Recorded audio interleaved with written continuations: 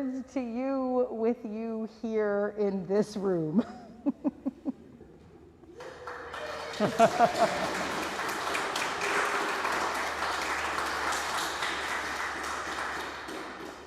Today is truly a welcome back. It is a welcome home. And I don't think we have words to say how good this whole weekend feels. I'm Kelly Crocker, one of the ministers here, and along with my colleague, Reverend Kelly Asbruth Jackson, we're joined by the team of Linda Warren and Drew Collins, Daniel Carnes, and Stephen Gregorius. Here in this community, we gather to grow our souls, connect with one another, and embody our Unitarian Universalist values in our lives, in our community, and in our world. We want to remind you to keep your mask on at all times and to ask that you do not sing during the hymns. Please feel free to hum along. Immediately following the postlude, we ask you to help us keep everyone as safe as possible by not lingering here in the atrium or in the building in general. You are welcome and invited to socialize outside, and we look forward to greeting you there after the service. I invite you now to take a few deep breaths, to be present here together, to bring ourselves fully into this time we share in a spirit of deep gratitude for the gifts of community.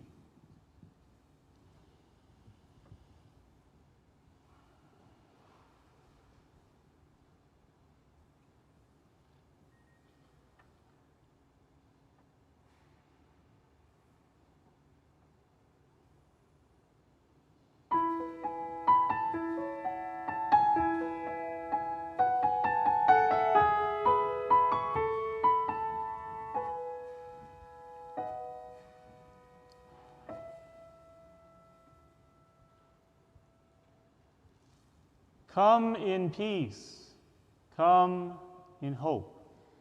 We welcome all, the thirsty and searching, the steadfast and stalwart. We welcome you here, one and all. You are not a stranger here, first-time visitor or member of many years. This place, this time, is for you. Your precious spirit is a blessing to this world. Your unique gifts, your joys and sorrows, your strengths and weakness, your worries and your ideas, all have a place within these walls. Come into this community. Let the gentle waters of the larger spirit soothe you and heal you. Shed your tears and drink your fill. We come together, pausing for a moment from our busy, separate lives. We come to worship. In music, in words, in silence, and in ritual. The river flows on with the force of all our yearnings. Come in peace, come in hope. Let our thirst be quenched this day, that we may have the strength to carry the water of life to the wider world. Come in peace, come in hope. And I invite you now to join in our words of affirmation as we light our chalice. We light this chalice as a symbol of reunion. We gather together to celebrate our fountains of joy, to hold each other through storms of grief, to guide one another through rapids of transformation, to rest together on ponds of stillness. Together we honor the spirit of water, its many forms, and its life-giving essence. Rise up, O flame, by thy light glowing. Show to us beauty, vision, and joy. Our opening hymn today is number 122, sound over all waters.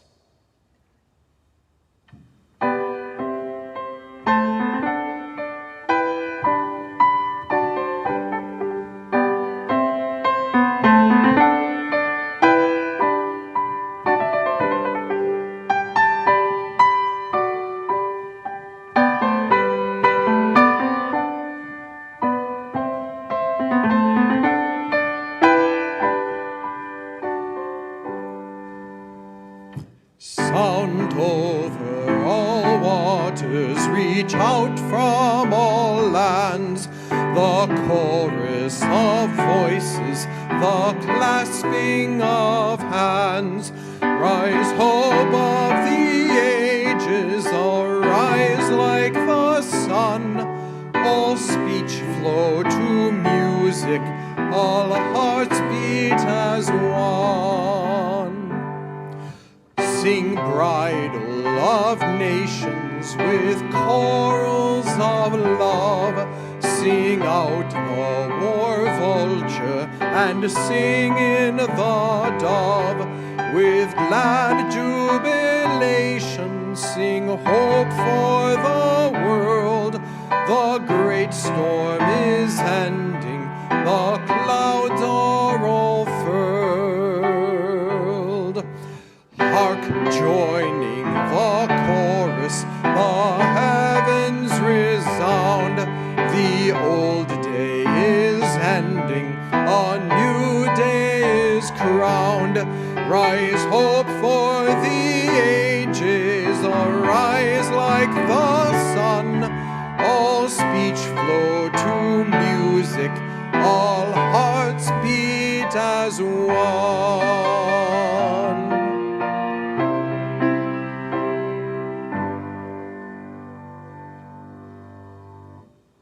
Our story today is called The Rhythm of the Rain. Isaac was playing in his favorite pool on the side of the mountain where he was collecting water in a little jar. He felt spots of rain on his cheek and looked up. The clouds above him were turning dark. He emptied his jar of water into the pool as the rain made little streams that ran out of it. When the rain stopped, Isaac raced the streams down the mountainside. He followed them to the river that ran past his home and then plunged down a waterfall. Somewhere in all that tumbling is the water from my little jar, he thought. As the river went on, it got deeper and wider. Creatures came out of the woods to drink and to wash, and fish leaped high out of the swelling water. On and on the river flowed, winding through the country and winding through the city.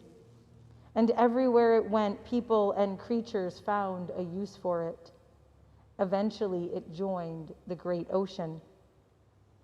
Where is the water from my little jar now? Isaac wondered.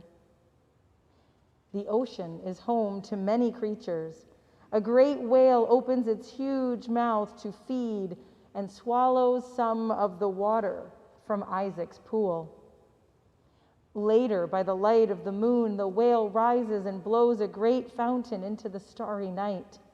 The water falls like rain back into the sea. It flows with the currents that run like rivers, deep, deep down where the sun's light never shines. Then it rises to ride a storm all night long. In the calm morning, the sun turns the waves golden. The ocean steams in the heat, and some of its water climbs as mist into the sky. The mist cools and gathers into a cloud that floats over a mountain in a country far, far away from Isaac's pool. The clouds release their gift of water. They fill the pool where a little girl is playing. Down the mountain the river runs. Elephants and giraffes, flamingos and zebras celebrate the return of the rain. And on the water runs, back to the sea. where a giant squid, surprised by a shark, creates a cloud of ink, sucks in some seawater, and jets away to safety. Once more, the sun heats the ocean, and some of the seawater rises as steam into the sky, where it forms into clouds, and then rain falls on the land as it has done for millions of years. Then thirsty flowers draw the wandering water into themselves, waving like bright flags around the pool where Isaac plays. Today, many of us are here together again after so many months, and it is fitting that we come back together with our celebration of water communion. We bring our waters here, which have touched all parts of this globe, which come from the sky, the surface of the earth, and from deep wells and springs within. We bring water that belong to lakes and streams and reservoirs of fresh water that quenches our thirst. We bring water that is a part of the great oceans and the seas that circle the globe, teeming with life, the source of all life. We bring water to this place, made sacred by our presence and our intention. As we heard in our story of Isaac and his little jar of water that went on such a long journey, in the water we have here, there's new water formed in the atmosphere daily. There is old water, water as old as the earth, water from which life has evolved. Today we remember that our community is like these waters. We mingle the stories of our lives here in this place. We share our celebrations and our struggles. We laugh. We bring forth the waters of our tears. The first ever water communion held in the 1980s was called Welcome Home, like rivers to the sea. And after so many months, physically apart from one another, this is what we joyously say to you today. Welcome home, everybody. Welcome home.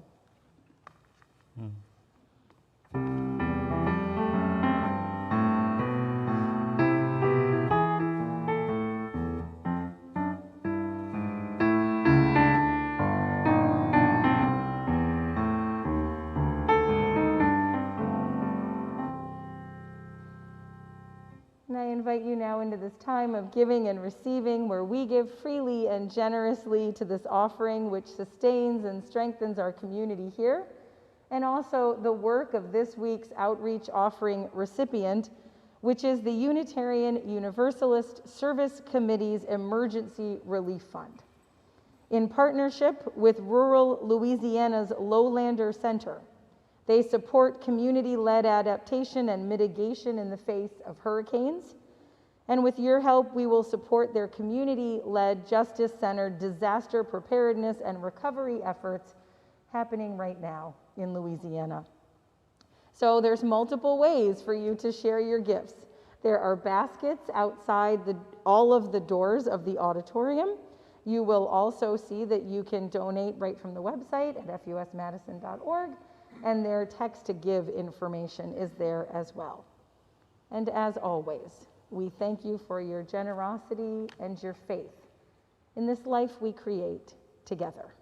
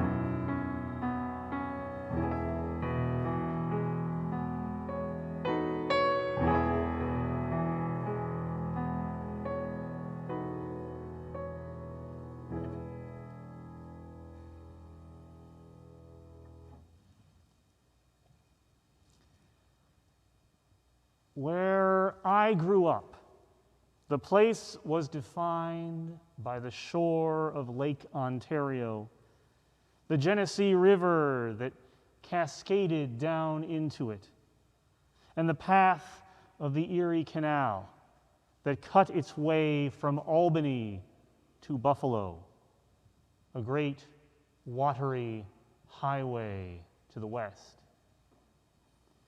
When I lived in California, the place was defined by the contours of San Francisco Bay and by Lake Merritt, the human-made lake at the heart of Oakland's downtown. Most recently, for me, it was Salem Sound and the unthinkable vastness of the Atlantic beyond. And now, it is the city of 4 lakes, with a couple of extra lakes, for good measure. Every place and every community is different. And yet, every place and every community is also the same. People all over the world, of many times and many faiths, have held the waters that they lived beside as sacred. The ancient Egyptians revered the Nile. They depended on its floods for their livelihood, and they believed that those who died left the living world by crossing over it from east to west. In the Hebrew Bible, the prophet Elisha healed a desperately sick man by washing him in the river Jordan. In the Gospel of Mark, it is that same river to which Jesus travels in order to be baptized by John. In Islam, the well of Zamzam in the holy city of Mecca is the place where Hagar, lost and alone in the desert with her thirsty child, found water to sustain them both. In the lore of Great Britain, the hero Arthur is given the sword Excalibur by the Lady of the Lake, the symbol that he is to become king of the Britons.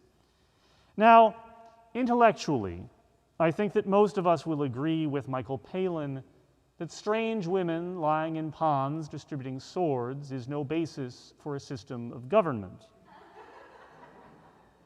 Emotionally and spiritually, however, stories like this plug into something which is common, almost universal in human cultures.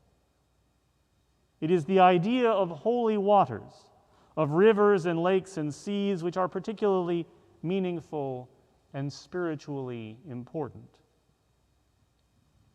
The Hindu tradition has many sacred waters, and one of these is the Ganges, the great river that rolls from the Himalayas down to the Indian Ocean.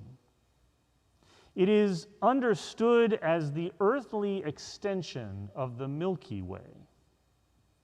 In one story, the Ganges enters the world with such force and power that it would shatter the earth into pieces, except that it first must pass through the hair of the god Shiva, and such a great, strong, knotted mass that the water is slowed and softened, and the world is spared. Before it reaches the sea, the Ganges meets the river Yamuna, and at that place, again, according to Hindu thought, there is actually a third secret river that joins them, Sarasvati, the invisible river of wisdom and abundance. At this meeting place of rivers, there is a city, Allahabad, a place where pilgrims come to wash away their misdeeds, where the ashes of the honored dead are spread on the water. During the struggle for Indian independence, Allahabad was a center of resistance to British rule, which required cooperation and dialogue between Hindus, Muslims, Buddhists, Sikhs, and Indians of other religions. The ritual that we share this morning, the communion of the waters, is today a relatively well-established, at least somewhat beloved practice of this and many other Unitarian Universalist congregations, with certain local variations in its exact name and practice. This ceremony traces its origins to the first Women and Religion Continental Convocation of Unitarian Universalists. At that historic meeting, 41 years ago, women gathered to discuss, explore, lament, and transform their place within Unitarian Universalism, to reimagine the faith itself so that it might live up to its ideals of equity and justice and be the religion that they needed it to be. As part of that gathering, participants shared in what organizers called the water ritual, a mixing together of water brought by attendees from many different sources, representing the coming together of many different women at that convocation. Reflecting on the water ritual years later, its architects, Carolyn McDade and Lucille Shuck Longview, spoke of a need for religion to reimagine itself in order to be life-giving and worthy of devotion. They wrote, "We must question every box, every definition, every assignment from an authority outside our own beings so that we can create and recreate for ourselves the rituals and symbols that give meaning to us. So we come together to question, to hear, to share, to speak, to inspire, and to celebrate through new rituals, knowing that our energy and our love are transforming." Here, then, is the paradox, something that all the best religions have. This ritual is not new anymore. I personally have been observing it the whole of my life. Its originators wanted to create something different, to set a new course and serve a need too long neglected. Now, it is a tradition. And according to the high standards of those who created it, I believe that tradition is worth practicing, but only so long as we allow it to serve the radical purpose for which it was intended. To make our religion one which truly includes and reflects the people who are already in it and those who have not yet arrived. This must include the full equality of women in law, in spirit, and in practice. Anything less would be a betrayal of our foremothers. But their determination to challenge old orthodoxies in order to create new meaning with and for those on the margins of our tradition and our world requires us to go even further than that. Which means we have a great deal of work to do, friends, to transform ourselves and dismantle structures of injustice based on race, on gender and gender expression, on sexuality, on differences in our minds and in our bodies. There are so many ways for our hearts as individuals and our collective heart as a congregation to be opened wider. Some of those ways I know. Some you know. And some of those ways none of us have imagined yet. Which is why it is so good that we have this ritual to share this morning. Linda Pinty, one of the participants in the first water ritual, said this as she added her water from a stream near where the convocation was being held. Each of us Each of our beings is like a well. If you dig down deep enough into the well of our beings, you will hit the groundwater that we all share.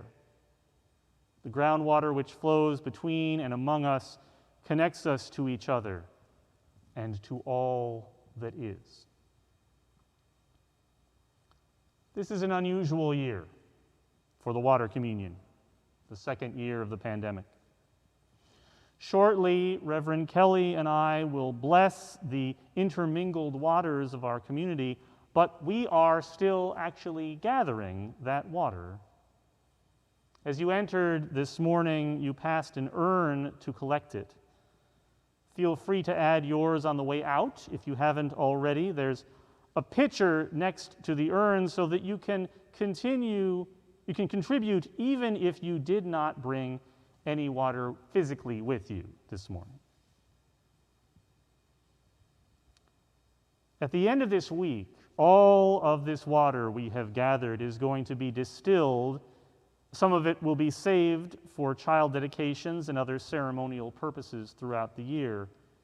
And beginning with next week's services, you'll be able to take home your own small vial of our sacred waters to symbolize your connection to this community to which we all contribute and from which we all receive.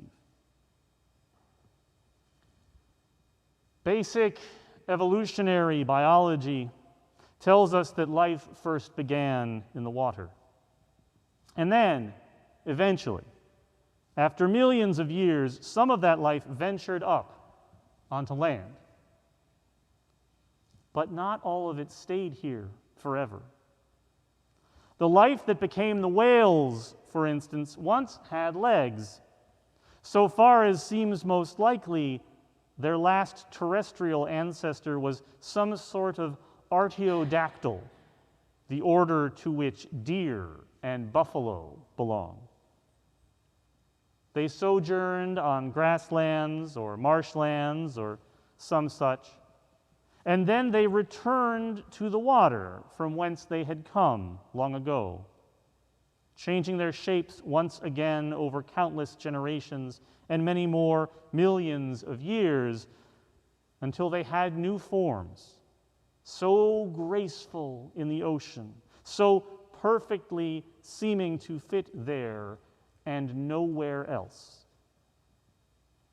Today, after too long of a sojourn apart, we come together to return to the water. We come home to each other. Some of us, like myself, for the very first time. Some of us still walking out on the dry land of the internet. We return not because we are the same as we once were or ever can be again, but because we would discover the ways in which we are different and the new possibilities those differences now offer to us. Every place and every community is different. And yet, every place and every community is also the same. The people and the details of their challenges vary across time and space, but the broad strokes go unchanged. To dig deep enough to reach the groundwater of all being, and to share that sustenance widely and freely enough that no one should go away thirsty, so that the well can never run dry.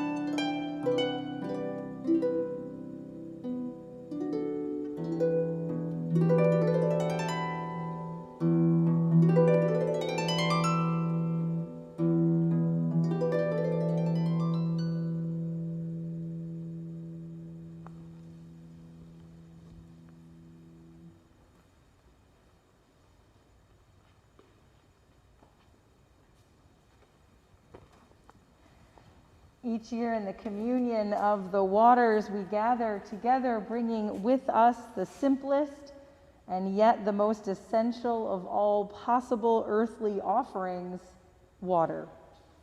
By this ritual, we reaffirm our connection to each other and to the sacred whole of which we are all manifestations. Manifestations both wondrous and temporary, spiraling eddies in the ever-flowing river of time. Water is our common origin and our shared necessity. Though they move across, above, and below the earth constantly, taking on any number of forms, the waters of our planet are united by that constant cycle of flow. And our lives, like all life, have a cycle, a flow, a constant motion of a sort. Even when we appear to be still, there remains the ever-present coursing of feeling and thought, just like the pumping of blood through our veins. Though we are fueled and fed and cleaned and nurtured by many different streams, we join ourselves into community to draw upon the groundwater of all being, which sustains and connects us.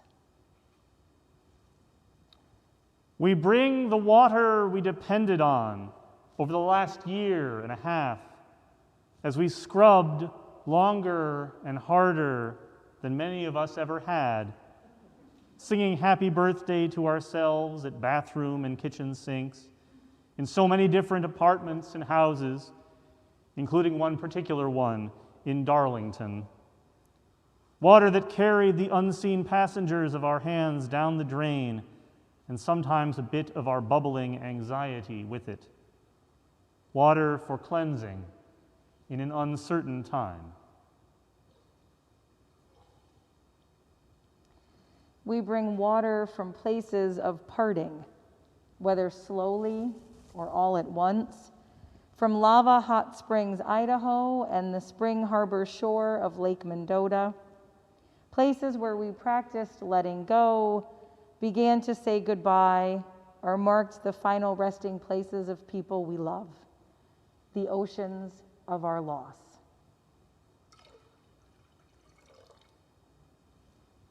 We bring with us water from places of refuge, holy connection, and abiding hope.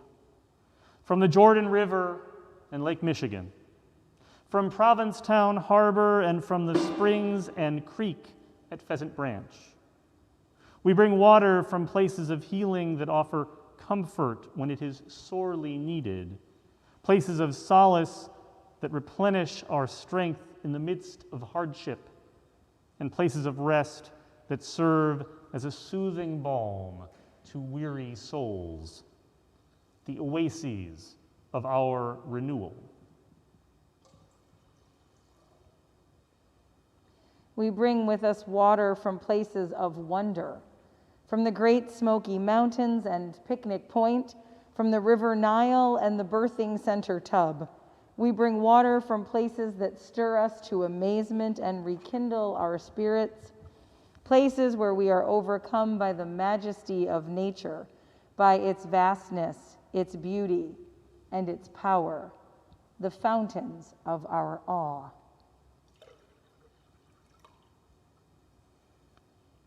We bring with us water from places of struggle, resistance, and pain. From Gettysburg and Elmina Castle on the coast of Ghana, from the Alabama River that flows under the Edmund Pettus Bridge, and from the Shell River in Minnesota. We bring water from battlefields and graveyards, melting glaciers, and the Great Pacific Garbage Patch, and from the kitchen sink again. From any place where there is battle against wrong or the memory of things we cannot get back, the well springs of our anger.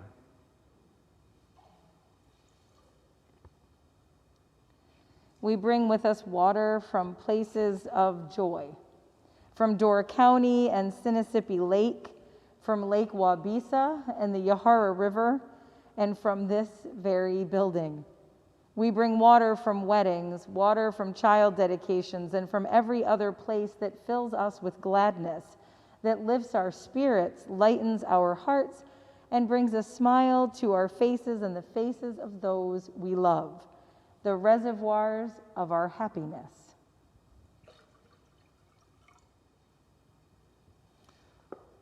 We bring with us water from places of meeting, where souls touch each other.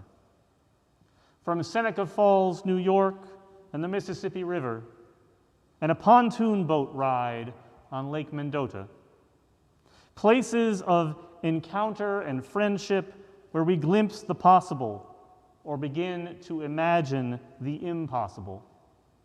Places that move us to gratitude and the openness to life, which allows us to trust in ourselves and others. The rivers of our faith.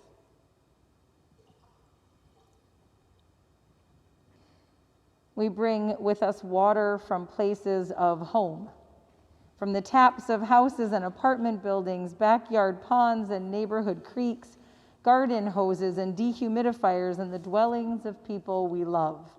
Places where we know and are known, where when we have to go there, they have to take us in, the streams of our belonging.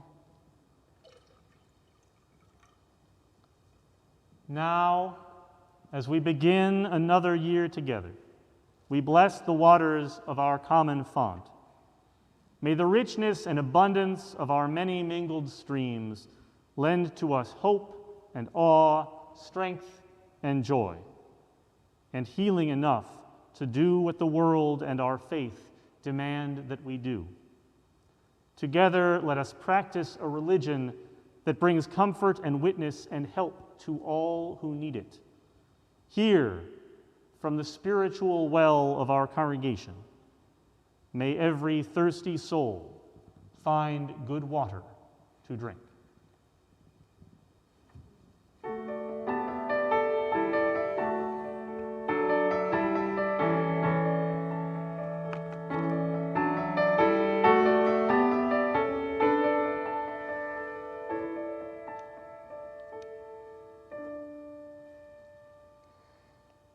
Each week we return to this spiritual well, bringing our joys and our losses to this stream of belonging, and we share these knowing we are held in love. This week we light a candle of sorrow and gratitude for Echo, Leah Sinclair's service dog and the FUS Saturday service dog. Echo was 15 and a half when he died, and his Saturday service outing was his favorite trip of the week. Charlotte Wolf asks us to light a candle for Beverly, mother of Anne Marie Rigler. Anne Marie was an interim organist here at FUS for many years, and we send our love to Anne Marie and her family. And a candle now for this 20th remembrance of the events of September 11th. A day that is simply one more day on the calendar, the 11th day of the month of September. Another beautiful sunny day on the cusp between summer and fall.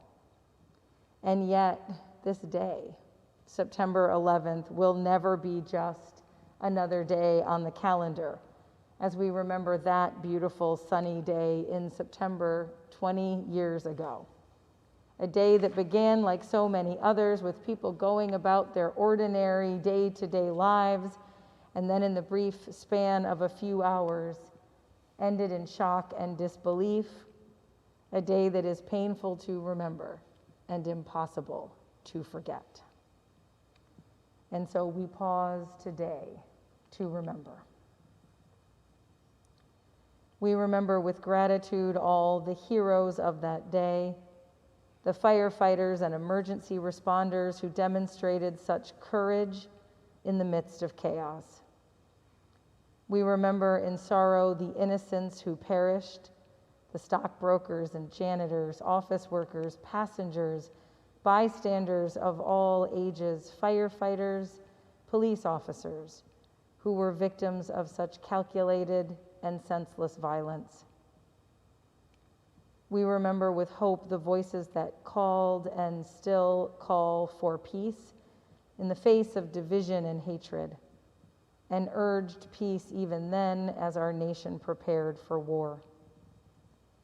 We remember in bewilderment the ways that the events of that day changed who we are as a nation and how they continue to change us. And remembering the terror and violence of that day, we rededicate ourselves to raising our voices against violence, terror, and hatred in all its forms, doing whatever we can to create a future in which all people can live in freedom, community, peace, and without fear. May it be so because we remember and because we commit ourselves to making it so. Blessed be, and amen.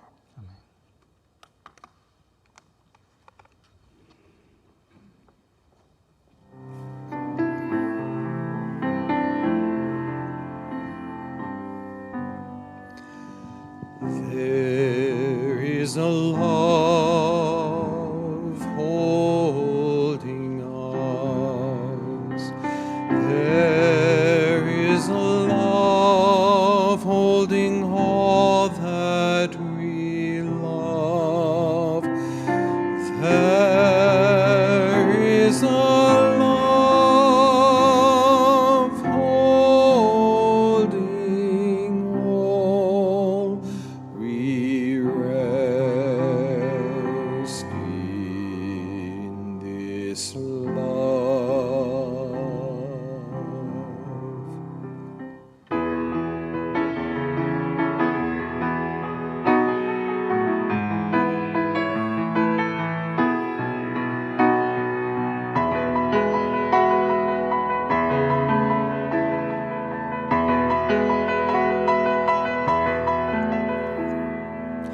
Oh, below me I feel no motion, standing on these mountains and plains, far away from the rolling ocean.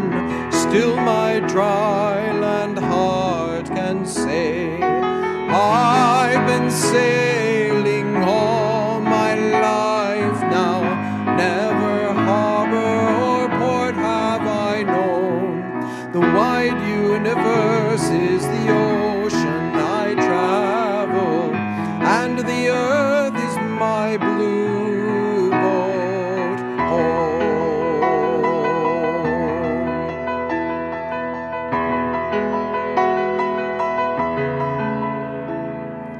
Sun, my sail, and moon, my rudder, as I ply the starry sea, leaning over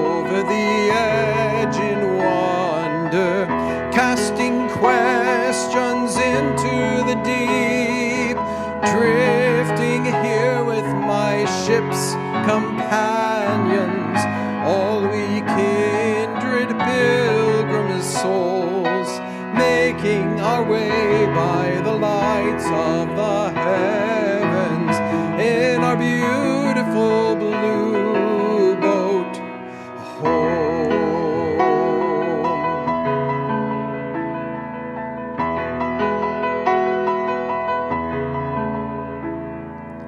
I give thanks to the waves upholding me, hail the great winds urging me on. Greet the infinite sea before me, sing the sky my sailor's song.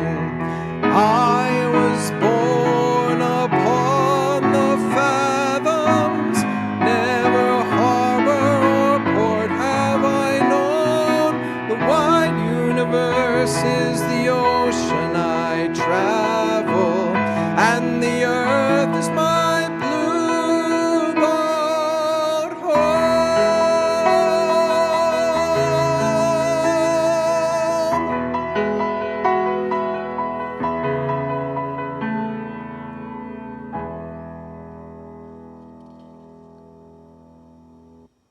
Before we share these parting words, a reminder to please help us to clear the auditorium and the building following the postlude. It is so wonderful to be together, and we hope you'll stick around outside in this lovely weather to reconnect with each other. It starts with a drop, then a trickle, a burble, a rush of water bubbling toward its destination, and finally, the wide, endless sea. All rivers run to the sea. Today you brought water, poured it into a common bowl. Though our experiences have differed, these waters mingle, signifying our common humanity. Today you came and shared in this sacred community. May you depart this sacred space, hearts filled with hope for new beginnings, a fresh start. Go forth, but return to this community, where rivers of tears may be shed, where dry souls are watered, where your joy bubbles, where your life cup overflows, where deep in your spirit you have found in this place a home. For all rivers run to the sea.